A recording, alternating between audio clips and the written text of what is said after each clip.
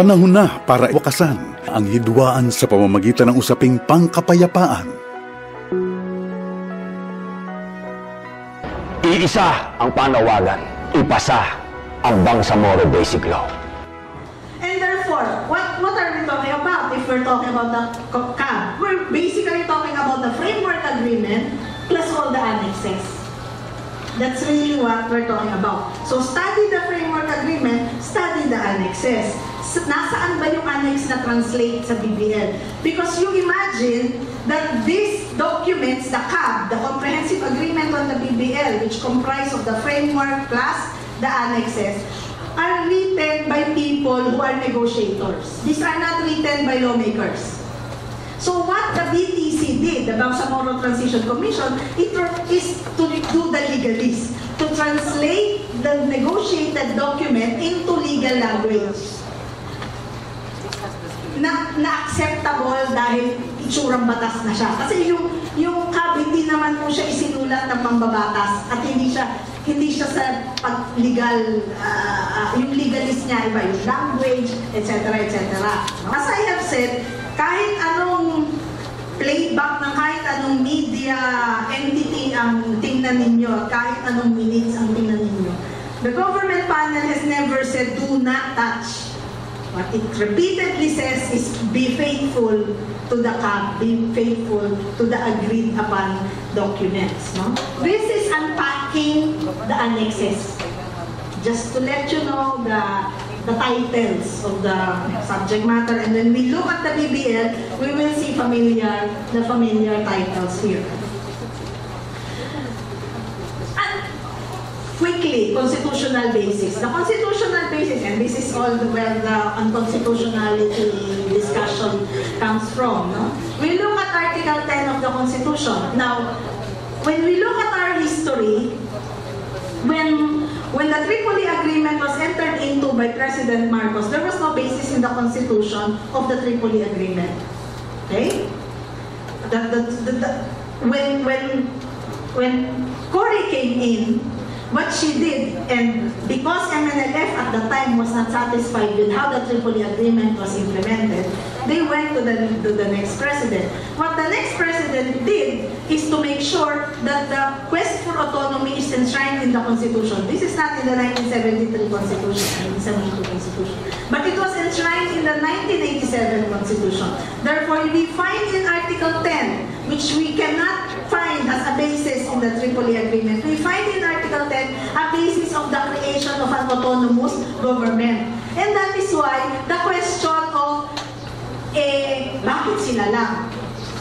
Kami sa Northern, kami sa Misor, magkakaroon na rin kami ng autonomous province o Misamis Occidental at Misamis alangan sila lang.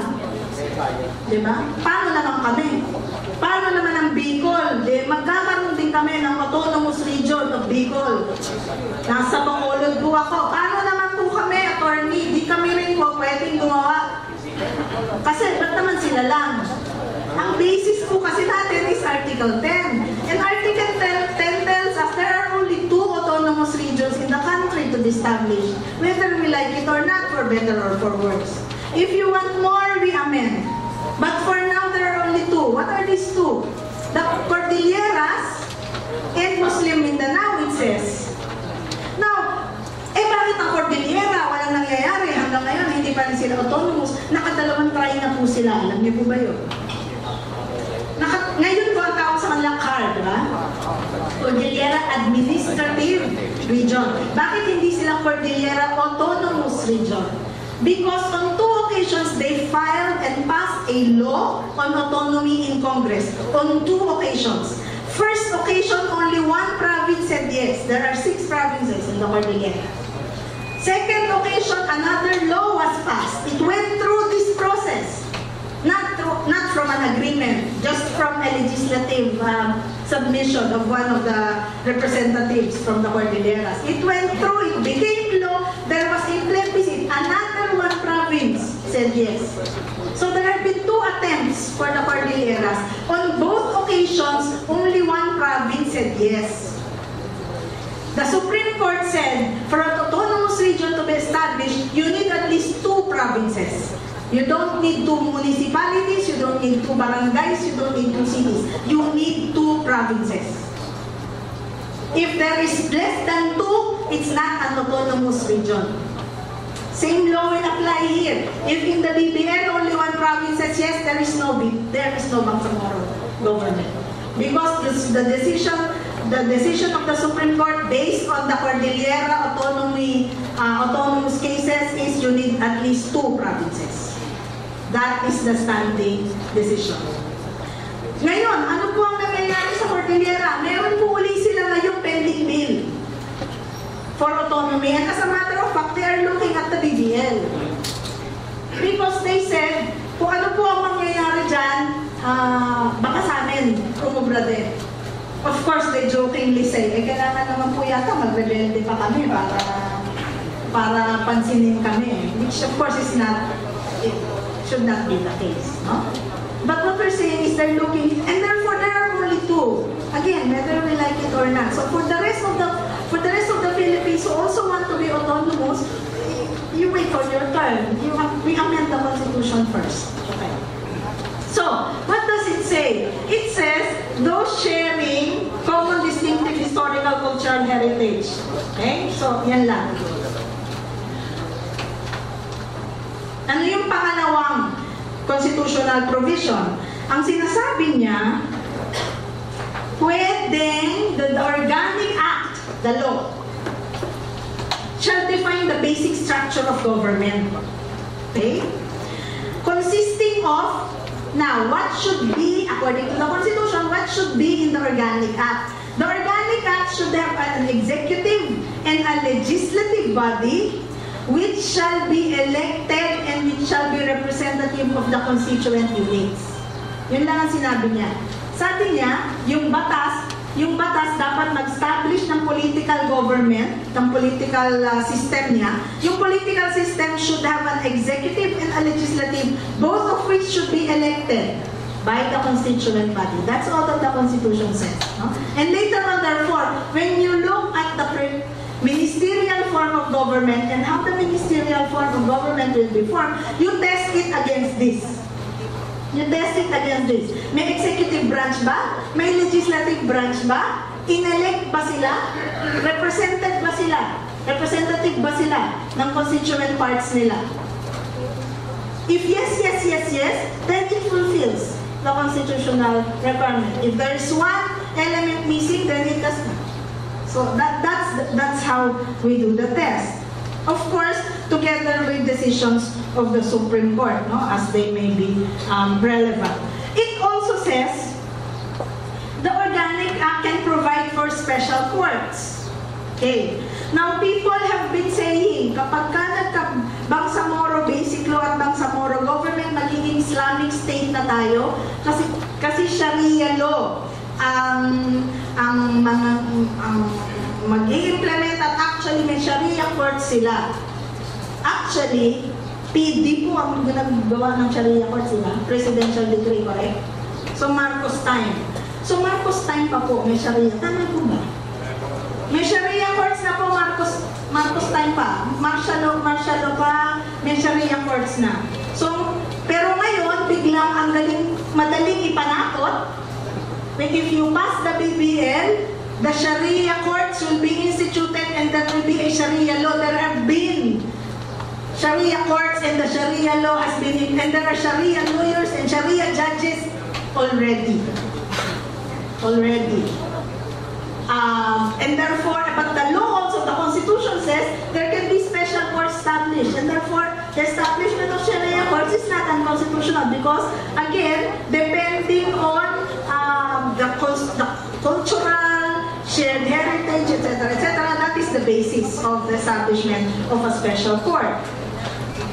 The areas will be determined by a plebiscite in the constituent units, okay, called for the purpose. Okay, ang sabi ng mga ilang mambabatas at ng mga ilang tao, bakit ang mga taga-Bangsamoro lang ang boboto? Kung gagawa pala tayo ng Bangsamoro government, dapat buong Pilipinas ang bumoto. may say bawat Pilipino. Kasi tax natin ang gagamitin dyan, etc. But the Constitution says that in establishing the autonomous government, only the constituent units will vote. This is an exemption. If there are lawyers here, we know how to create a local government unit. How to merge, how to dismantle, etc. This is the exception to the general rule where if you want to create a local government unit, all the affected political units will vote. I'm sorry, my example is Manila-based. When Novaliches wanted to get out of Quezon City because it wanted to be separate, to be a separate city from Quezon City, it is not only the people of Novaliches that voted, it is the whole Quezon City that voted in the plebiscite whether or not Novaliches will form separate or will remain part. And of course, natalo ang Novaliches. Kaya hanggang ngayon, ang Novaliches ay parte pa rin ng Quezon City. That is the general rule. But the Constitution says that only the constituent units will vote in the plebiscite. So kung sino lang yung core territory, yun yung boboto kung gusto ba nila o hindi. Sabi po yan ng Konstitusyon, hindi ako ang may sabi yan.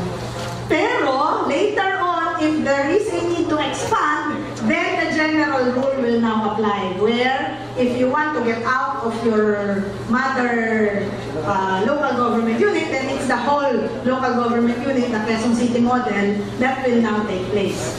But on the first instance, the creation of the autonomous government is only the constituent units that should vote. That is the constitutional language. These are the provisions that should be included in the organic law. I will not go through each and every one. Again, all of these are in Article 10. Article 10, you go on to Article 11, go on to Article 12, and pretty much that will be the constitutional basis of the Article 13 of social justice, the constitutional basis of the BBL. Now, what is the outline of the BBL? As I said, we have 18 chapters and more than 200 sections. Just to give you a flavor, I cannot go through each and every section, but what we want to do, and if you have heard of the Peace Council, I don't know if you have heard of the Peace Council. The Peace Council was constituted a few months ago by the President, so that an independent CSO-led body will look at the BBL and will give its study it and give its recommendation. What they did is to form four clusters, which pretty much discusses the different sections in the BBL. Now, those 4 clusters that the Peace Council created are also the major subdivision of the BBL. So, if we go through section 1 to up to Wali, that is the political provision, constitutional forms of government, etc., etc.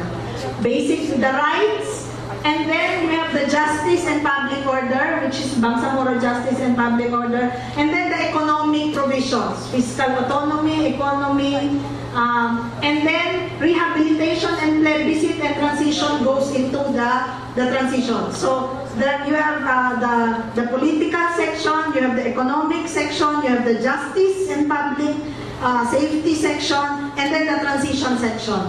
So yun yung 4 na malalaking chunks ng BBL. As was mentioned, there are 4 areas that we call game changers. In other words, if the question to you is, why not retain the arm? Ano bang problema ng arm? Pwede bang i-improve na lang natin yung arm? Bakit ba kailangan pa ng bago? Why can't we just amend the law? Doesn't that make our lives more easy? Our lives easier? These are the 4 areas which we call game changers. In other words, you cannot just amend the ARMM because these 4 areas are really north and south, kind of. And therefore, hindi amendment pag ito yung inilagay mo. This is completely changing it. So, might as well call it a new law instead of just saying we are amending. Yung pinaliwanag kanina ni Floyd.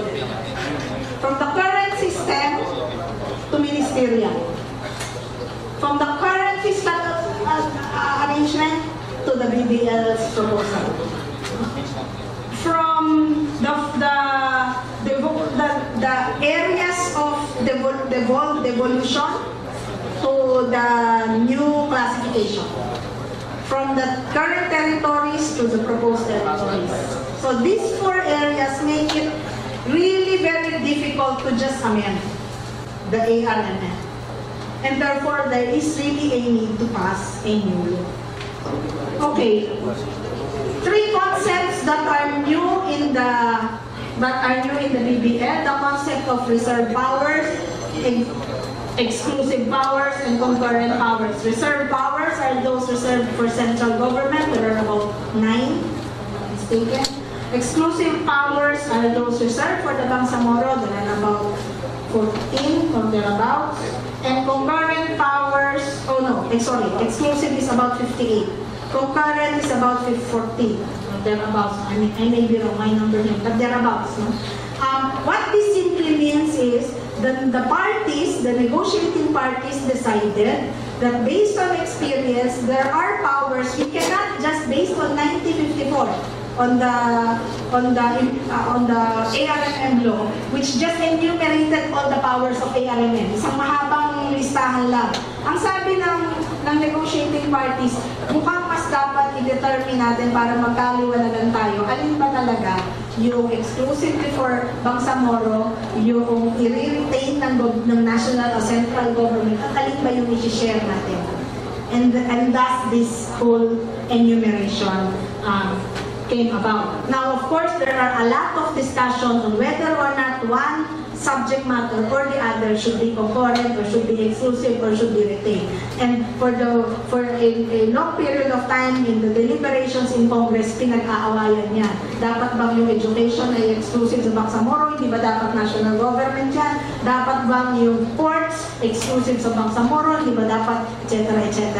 No? Ang national security, bakit ganyan ang pagka-word? Hindi ba dapat yan ay reserved for the national government, for central government? So, mahaba po yung usapan why these specific matters are listed that way.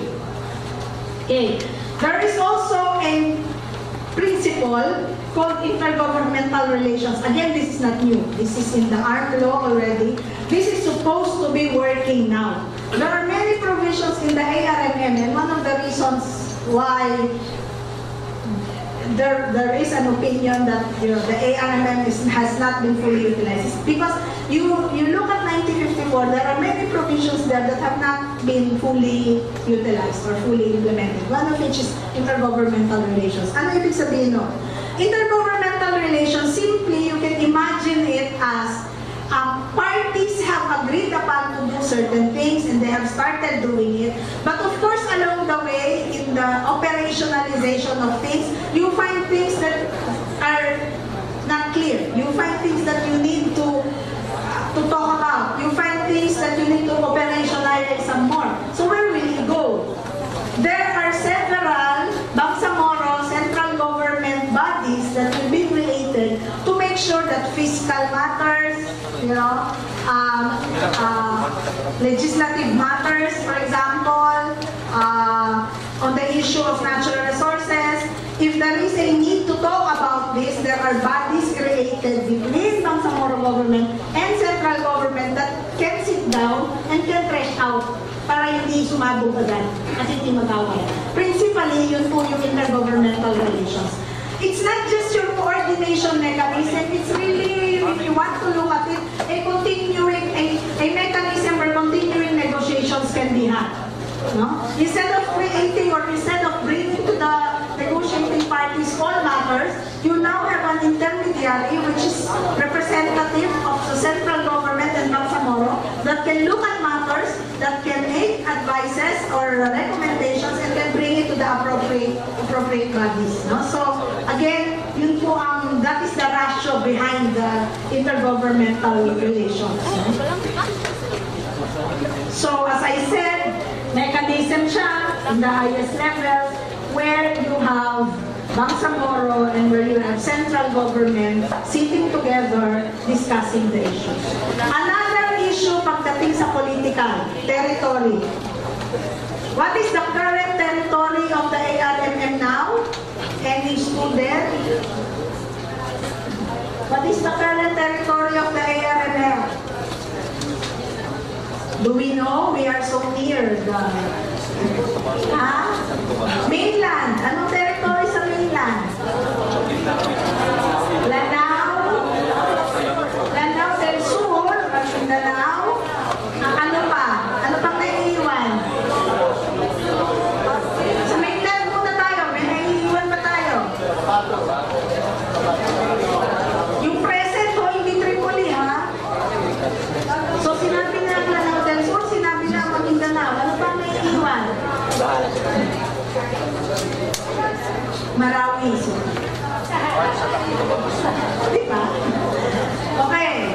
Island. Basilan, Sulok, Tawi-Tawi. Yan ang current ARMM. So, ang sinasabi po dito, what will comprise the territory? It is the current ARMM. It is also the 6 municipalities in Lanao del Norte. Sino po taga Lanao del Norte dito? Meron ba? Meron bang taga Baloy, Munay, Lunungan, Pantar, Tagoloan, at Tangkal dito? Yes, taga Sangkal. 6 towns. Taga Tangkal, ayan. Intindihin mo to. 18 ka na ba? O, registered voter ka? Hala, so boboto ka. Sige. Nag-biometrics ka na ba? Nakikalam pa eh. So, and the 39 barangays. Now, ano po ba itong mga ito? Except for the ARMM, these 6 municipalities and 39 barangays were those areas that said yes in the 2001 ARMM elections. They said yes. And therefore, the proposal is to ask them again now if they really want to be part of the ARMM.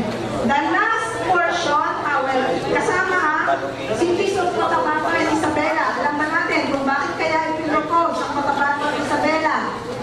Kasi ang seat of ARMM ngayon ay nasa Cotabato, and yet Cotabato is not ARMM. Ang Isabela City is the capital of Basilan. The province of Basilan is ARMM, but the city, the capital is not. So tanungin, sabi nila, tanungin natin. And the last is any contiguous area where upon a vote of 10% of the registered voter, they will start the process of a plebiscite, whether or not to ask the rest of the area whether or not they want to join. By resolution or by petition. The resolution is sanggunian, the petition is 10% of the voters. There is another provision following it that says that any contiguous local government area after the first election, who again by petition na lang ngayon of 10% can start the plebiscite. Now, pag sinabi bang may 10% ka na, assuming you get 10% of the registered voters, does that automatically make that area part of the Bangsamoro government? No. It is a part of the procedure when you now submit to COMELEC, because you're saying 10% of the population now wants to ask the rest of the population whether they want to be part or not. So you will subject now the whole province, if it's a province, the whole municipality, ask now them if they want to be part of the Bangsamoro. The 10% is the start-up. It is not the final deciding count. Again, that is one of the misconception. Kung may 10% daw, Bangsamoro na sila. Hindi po. Okay? So, ito na yun ang proposed territory. Okay. Now, some of the provinces are saying, ayoko ng BBL kasi baka makasama ako dyan. At tanong lang namin sa kanila, nakalista po ba kayo dito? Contiguous po ba kayo dito? So, ang Negros Oriental, huwag kayong matakot.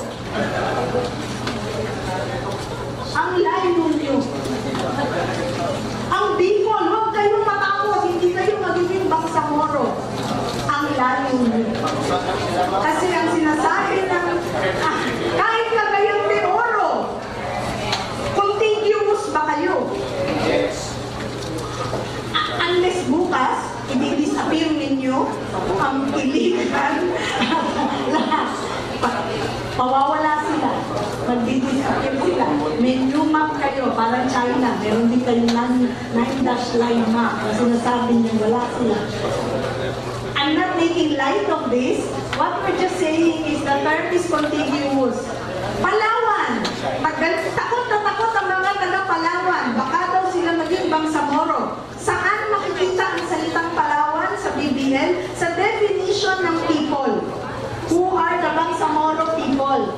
Because the historical roots of the Bangsamoro people is from colonization and conquest, including the people of Zulu of Palawan. But if you look at the proposed territories, Palawan is not there. So Palawan, don't worry, you are not contiguous as well. Okay? So ito lang po. Ito po yung, of course, question, bakit kailangan pang tanungin ang natanong na? Yun po, hindi ko masasagot kasi nandiyan na yan. Propose na nila yan. But that is one of the contention. Ba't kailangan ilagay pa dyan? Natanong na sila po. Okay? So, Bangsamoro, just give me a few minutes po, no? Baka mga 10 or 15 minutes. Bangsamoro Transition Authority simply says, from between the time of ratification of the law to the actual election for the Bangsamoro government, we need a body to temporarily take on the role of governance of and that is the Bangsamoro Transition Authority, appointed by the President, will last only until the Bangsamoro government is set in. It has particular tasks, among others, creation of several laws, administrative code, election law, revenue code, civil service code, the transfer of ARMM to the Bangsamoro, the transfer of all the properties, including the transfer of all properties of the ARMM to the Bangsamoro, etc. So the BTA has particular roles. Mamaya we will talk about timelines, no, and maybe the problematic we are facing with the timelines, no, and including, especially in the case of the BTA. On the fiscal autonomy, let me just point out that in terms of the fiscal autonomy, all of these four taxes of transfer. How do we transfer properties and what are the taxes that we pay when we transfer properties? If you die, there's a donor's tax. If you sell, there is a capital gains tax. If you donate, there is a donor's tax. And of course, you pay the doc stamps of all of this. If all the elements are present in the Bangsamoro, owner is in Bangsamoro, land is in Bangsamoro, seller, buyer, everyone else, everything and everyone is in the Bangsamoro, all the monies from these taxes go to the Bangsamoro. It will not go to the national government and later on to be funneled back to the Bangsamoro. That is a change in the current system, no? Okay. Ano yung pagbabago pa? Ang kita sa tax collection dati ay 70% ang share ng Bangsamoro. The proposal now is to make it 75-25 from the 70-30 currently being implemented right now. So there's a 5% increase in the share in the national tax collection. In the share of revenues from national natural resources, dati sa ARMM, ang definition ng share ng minerals and natural resources is to determine what is strategic and non-strategic minerals. I believe in the discussion between the panels, they took a while discussing how do you determine strategic and non-strategic. So the decision was instead of staying with the strategic non-strategic classification, they classified it as metallic, non-metallic, fossil, and the respective sharing. Proposals po ito ng sharing. Okay? Okay. Siguro, let me go to the annual grant. Kanina binanggit ni Floyd ito. Ito po yung isang malaking usapin na ang laki-laki ng budget na mapupunta sa ARMM, 70 billion. Kanina pinakita po ni Lloyd sa inyo yung computation. The computation of the annual block grant is a fixed formula. How do you determine that? You get the total pie, the total income of government for a particular year. You deduct the ERA, which comprise about 40%. Take that out.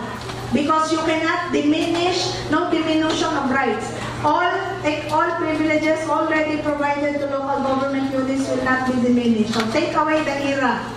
Kasi isa po sa mga tanong ng mga local government units, pag nagkabangsamoro ba, paano maaapektuhan ang ERA namin?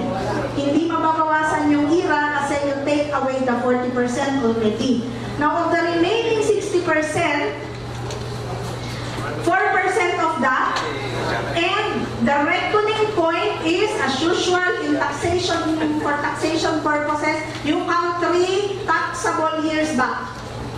So for 2016, the basis of tax collected is 2013. Ano ang income ng bansa noong 2013? We were told by BIR it's about 1 trillion, 1 billion.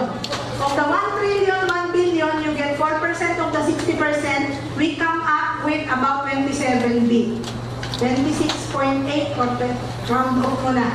27B. Ano ang current budget ng ARMM ngayon? 24B.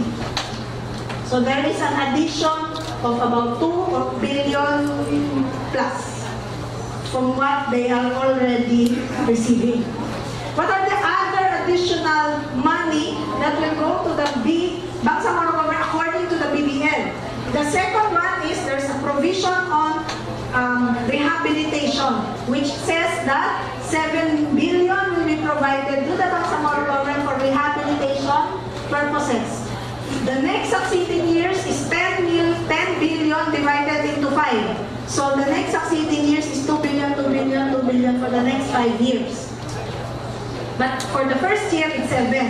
So 27B plus 7 plus the BTA when it takes on to be able to do the transition thing, the things that they need to do, they need operational money, 1 billion will be given them, so that's the total. After, if I'm not mistaken, 5 years or thereabouts, the annual block grant will be reviewed. So it will be automatically released, like ERA. Okay, ano ang contention ng mga mambabata sa annual block grant? Bakit wala na kaming say dyan sa annual block grant na yan? Pareho po ng ERA, wala namang say ang mga mambabata sa ERA every year, right? Because it's a legislated formula that is released automatically every year. Right? So the ERA technically is not deliberated on in Congress anymore. Because the local government code provides for the formula on how the ERA is computed. Yung annual block grant is the same as the ERA. We will agree on a formula. Once the formula has been agreed upon, then that will be the one that will be computed. What the BIR or the BBM National Treasury will do every year is just compute based on the monies available. But 5 years thereafter or 10 years thereafter, there will be a review of the annual block grant to determine whether or not it's feasible, to determine whether or not malaki ba siya, maliit. Similarly, 4 years after, yung aking pong memory ay nagkakarambol-rambol na period of time. There will be taxes deducted from the annual block grant. There will be incomes of Bangsamoro deducted from the annual block grant. Kasi ang ini-imagine, after 3 years or 4 years, nakikita na ang Bangsamoro government, hindi na lahat iaasa mo sa central government. So, ininagay na ng BBL, ano yung ikakaltas sa'yo? When you reach a particular, after, kumbaga bibigyan ka lang ng grace period, anong tawag dyan sa kalera? Ng head start. Oo. Bibigyan ka lang ng head start. 3 years, 4 years, bibigyan ka lang muna, after which the deductions will already set in. You will not receive the full amount anymore because the assumption is you're already making money from your taxes, from your collections, from the businesses that come in, and therefore you don't get the full budget anymore. But in the first 3 years, 4 years, yes, you will get the provision. So, sorry, again, all of these provisions in that section of the fiscal provision. No? So this is the Special Development Fund I was talking about.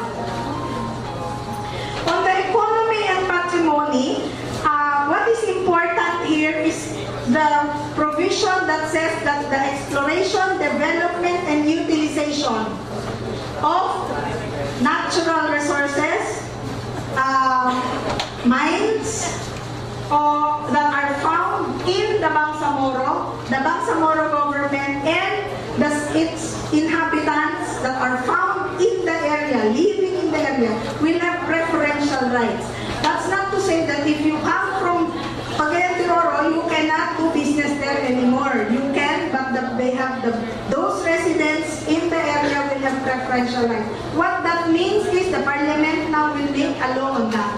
So I cannot ask you what preferential rights necessarily mean, because the law says the parliament will make laws on how mining will be done, extractive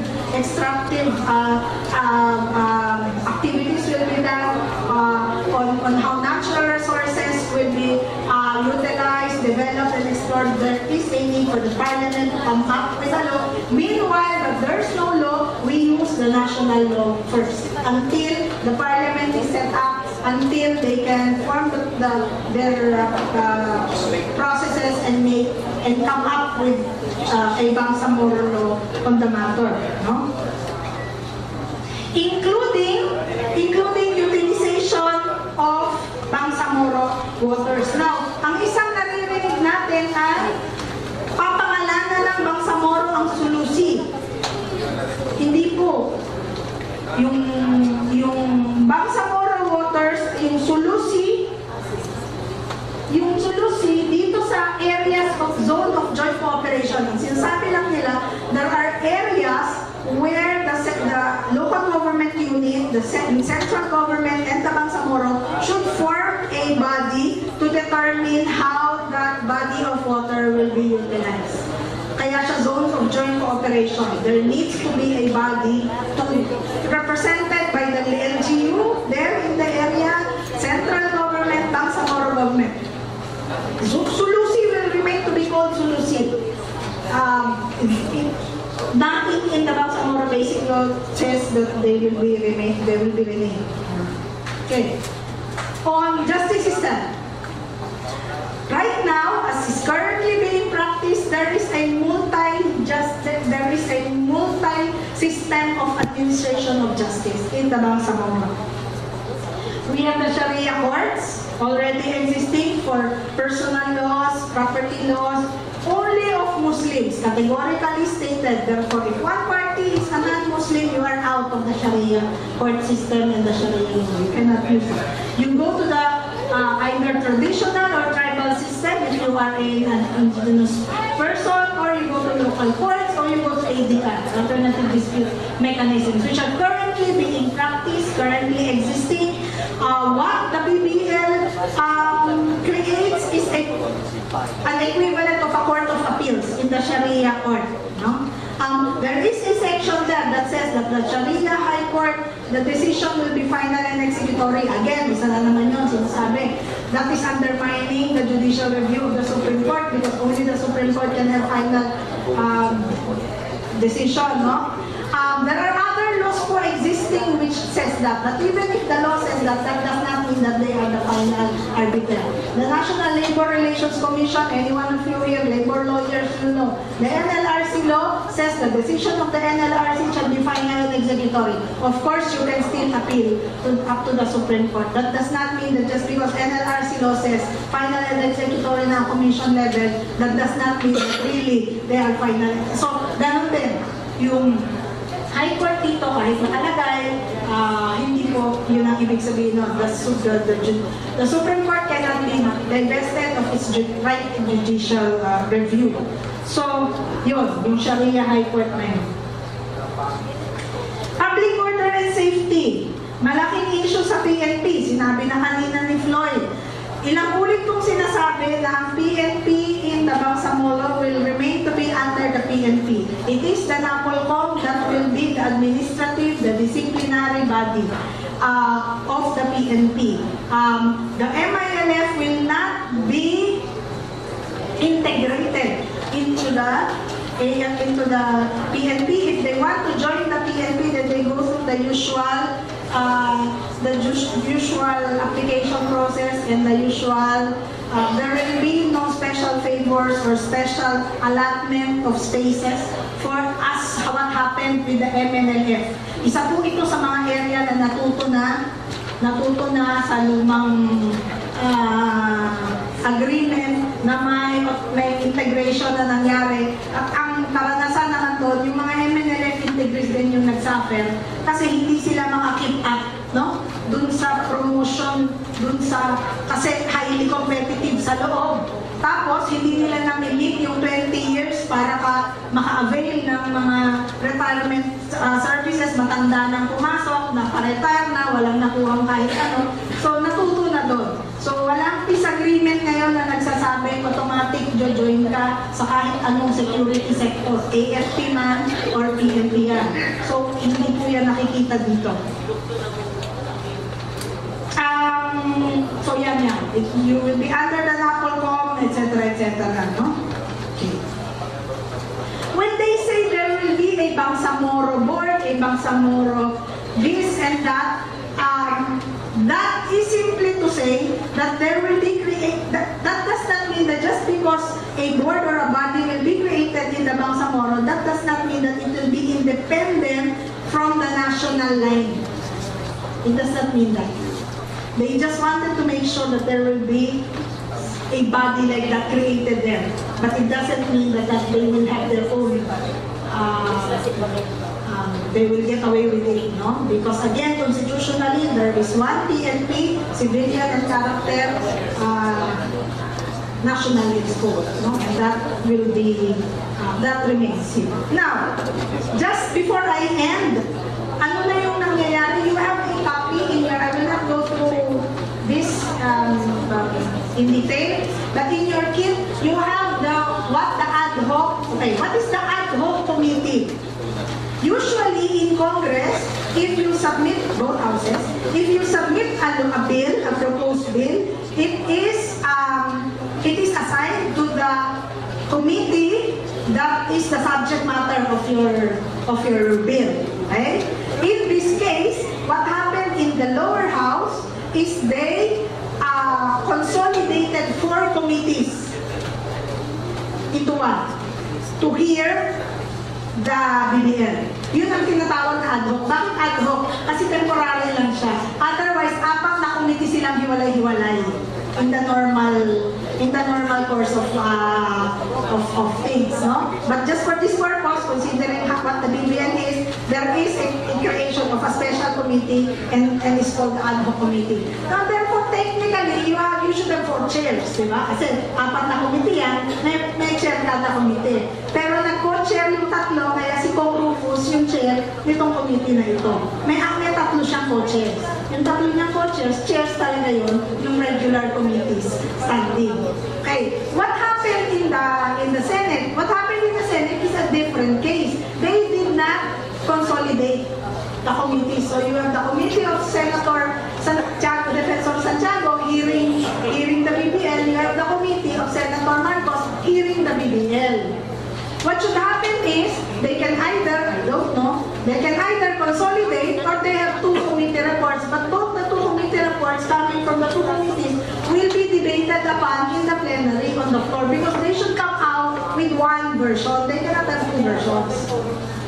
Okay? So, pero dito sa House, may isang version na lumabas. Dahil nga, nag-vote in na agad sila sa simula pa lang. Yung versions, yung changes po that are in your kit are the subject matter where the changes are and which are currently being debated on until this week. What are some of these subject matters? And let me just, I will not point out everything, but the more medyo controversial, no? Of course, the name is changed. Instead of the Bangsamoro Basic Law, we now have Bangsamoro Autonomous Region, no? And the territory is changed to area. all words that pertaining to territories change it to area. They also added Lamitan in the core territories because Lamitan City Lamitan City is also in Basilan. So again, kasi city siya, so biglang nagkaroon siya ng separate personality. So kailangan din siya. Dati kasi munisipyo siya ng Basilan. So naging city siya. It should be highly urbanized ba siya? Ano ba ang kanyang classification? So, they also changed there is a definition now of asymmetric. Again, one of the contentious issue is the word asymmetric. So what the version did is to define. And basically the definition of asymmetric is the one you find in the Constitution, which means that there is created an autonomous region that is distinct from other political subdivisions. In other words, the autonomous region is distinct from the province and you cannot equate. And therefore, no matter kahit magpagulong-gulong ka dyan, at sabihin mo, bakit iba ang autonomous region kaysa MISOR o MISOC? Ba't hindi kami pareho? Dapat pareho kami. Kasi po nakalagay sa Constitution na hindi sila pareho. Nakalagay sa Constitution na magkakaroon ng autonomous region that is distinct from the other political units. And what are your other political units? Your province, your municipality, your barangay, your city. So, that is the definition of asymmetric. They also have a proposed definition on what is popularly called opt-in, opt-out. What is opt-in? The opt-in is how you determine the areas. The opt-out, there is no opt-out, but there is what is considered as a continuing opt-in because there's a provision there that says anytime after the first constitution of the organ of the Bangsamoro Basic Law, if any contiguous area wants to join, then the 10% petition kicks in, etc., etc. The proposal of the ad hoc is to limit those who want to join after the first run. Those who want to join, you can have 5 years from the ratification of the law and 10 years after the ratification of the law, and only coming from the provinces listed in the Tripoli Agreement. The 13 provinces listed in the Tripoli Agreement, which contains Sultan Kudarat, Zamboanga, etc. Sorry, akong bigla yung 13 po yun na nasa Tripoli Agreement. So only limited to those provinces, no? Okay. And the rest you can read, no? Again, what does this mean? This means that this is currently being deliberated on as we speak. There are no final decision yet. Panahon na para wakasan ang hidwaan sa pamamagitan ng usaping pangkapayapaan. Iisa ang panawagan, ipasa ang Bangsamoro Basic Law. Now, the question is, are there provisions? I haven't seen any provision that will make them unified.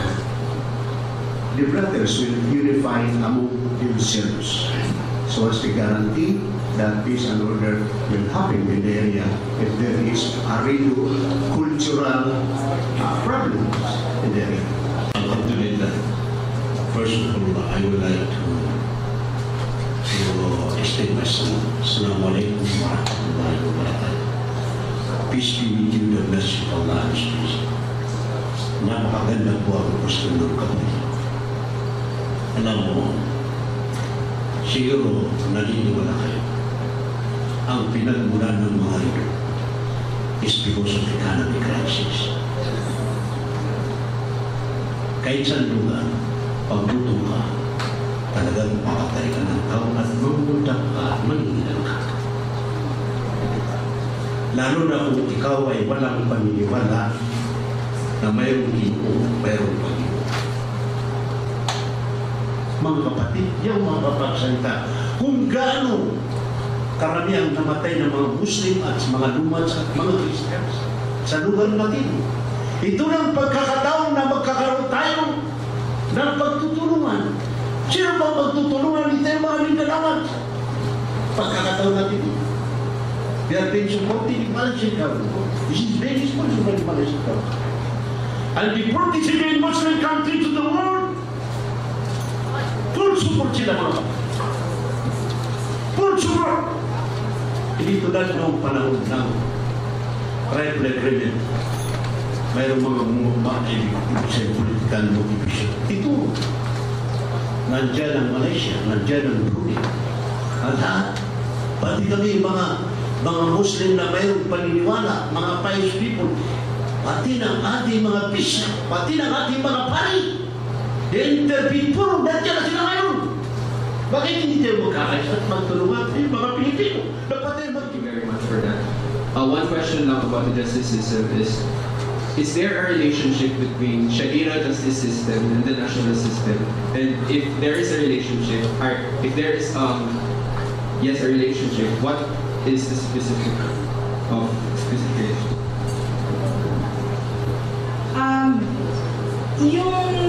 Yung Sharia law and the Sharia courts pertain to Muslims, okay? So first of all, exclusive ang jurisdiction niya for Muslims. And therefore, as I said, if you're a non-Moro, then you do not fall under the Sharia courts and the Sharia. Currently, what is covered are personal laws, so marriage, property laws, mana, no, between families, between spouses. The proposed bill proposes to expand, to include criminal laws, to include commercial laws. So these are the proposed subject matters. Again, only covering doon sa sinabi ni ma'am, tama po yun. Pero ang intention ng gobernador bakit nakakuntir ng SARIA is to help the regulator kasi talagang mga kaso dyan at there is no case of solusyon. Nakaroon ng SARIA para magkaroon kagad ng peace of mind sa mga affected concerned parties. Magkaroon sila. Usually, ang nangyari sana ay for settlement, early settlement of cases. Tapos, kasi sila lang, it can be also settled outside the Sharia. Kasi meron tayong mga sultan sa ibang bakit si Marcos gusto niya magkaroon ng batas para sa sultan. Kasi wala tayo, binayakin din BPL na seminar, I also question why there is no provision of the sultan. Kasi ang sultan, as you know, recognize people in the Muslim areas. They can extrajudicially settle cases. Sa akin ng lecture ito, according to provision, according to the constitution, there must no provision about nobility or royalty. Kasi si Marcos, siguro gusto niya makaroon ng kuwan to aming question about the sultans. Kasi parang ito ang may katulong ng siguro gusto lang ako balikan itong presentation kagania, no, our history, basically because in relation to inclusive, no, na principle. Just to give idea, kaning atong mga igsoon na tausog, they come from the Sultanate of Sulu. Before, there was a term na Philippines o Indonesia. Lahat mga sultanate palanta. No? Most of us, part of Mindanao, was part of Sultanate of Ternate, which is part of Indonesia. No? And when the Dutch came in and the Spanish came in, they separated us into different nations. No? And kaning kita din sa Mindanao, na-separate sa Indonesia, and Sultanate of Ternate was suppressed and divided. No? And we became parts of Philippines as we know now. And just to give an idea, Spanish government sent military officials to the Philippines, in particular mga Jesuit priests. No? But these are, of course, the soldier of the church, no? Of Christianity, and pushed our Muslim brothers further south, no? And displaced them in their land that they used to run. No? This is part of our history that we have to accept. No? So there were two major Jesuit priests that pushed from Cagayan de Oro and from Zamboanga. no? And they established the colonial government of Spain. Now, gusto lang ako sa ako lang i-point out din siya, no? Okay, because we want inclusive, no? And then, there na may mga principles of leadership, no? Like, so nila fog of war daw ko, no?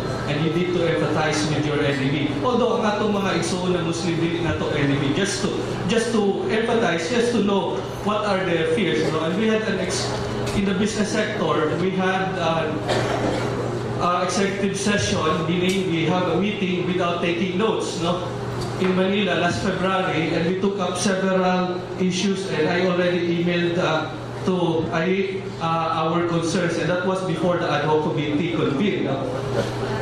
So, ang isa mga sa problema na bring out nila is, of course, some of the suspicions even with our Tausug brothers, no, with this BBL, no, ang ilang ipadayag sa ato at sa atong mga amigo dito na sila murag supposedly inclusive, balik yung tinuray bagay nila inclusive, no? Ngano daw na murag na marginalize sila sa discussions, no? And there are three major groups, no? Atong mga igsoon na Maranao, Maguindanao, o mga Tausug. So this is just food for your thoughts. If the Bangsamoro will be passed, what culture or tradition of the Islam will be diminished po, then how it will change and how it goes, ano ba, yung progressive, ito ba po ay magiging progresibo po ba talaga yung Mindanao, or more especially doon sa Bangsamoro? Ako po si Mr. General Fernes sa Ikerma, NGO. Ang tanong ko po, kung ang Sharia law ay ating ipatupad doon. Kasi sa ating bansa, bawal ang death penalty. So, correct me if I'm wrong. Kung sa Sharia law, di ba, hindi bawal yung death penalty. So, magkaroon ba sila ng death penalty doon? Ang maninibabaw po ay ang Constitution. Kahit may autonomous regions, no, mangingibabaw ay Constitution. So kung ano ang sinasabi ng Constitution natin tungkol sa death penalty, yun ang magiging batas, yun ang masusunod. So yun yung tingin ko, no? Dahil at pumayag naman po na Constitution ang basis nitong agreement na ito, no? So again, you know, there may be other opinions, but that is my take on that, no? The second is on redeployment. Part of normalization po is a review of the AFP of the redeployment of the forces of the units, no? So depende kung ano yung mangyayari na part ng ginagawa ngayon ng normalization, no? And as I said, hindi ito parte ng BDL, and therefore hindi ito ilalagay sa batas. Is an assessment of the AFP on the security situation. When can the police come in, and when are the AFP forces needed? Where are they needed? O how many? Yung ganung assessment will be with the AFP together with consultation with the Bangsamoro. My name is Ansari Delmodi, National Vice President of United Youth for Peace and Development. My question is very simple, addressed to the Office of the Presidential Advisor on Peace Process. Halimbawa, ito ay alam natin ng BBL ay nasa kamay ng House of Representatives and Senate. Alam natin na talagang mananalo yan, pero hindi natin matiyak kung anong laman, forma ng BBL na yan. Kung sakali maiba, madilutin ang laman ng BBL, what is the option of the government to resolve the legitimate grievances of the Bangsamoro people, aside from representing the Claveria Church Association and the Land Condition of the Philippines Incorporated. Saludo ako sa mga nag-organize, lalo na sa mga Muslim brothers. Ang apprehension ko lang is ang question of sincerity. Kasi marami na mga aksyon na ginawa ng ating government, both side, pero sa nakita ko parang walang nangyari. Ilang dekada na ang hidwaan sa Mindanao, nagdulot ng matinding kahirapan ng panunuligsa sa kulturang di naiintindihan.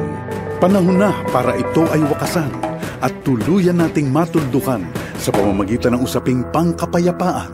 Ang aking panawagan, sana may magandang kinabukasan para sa akin.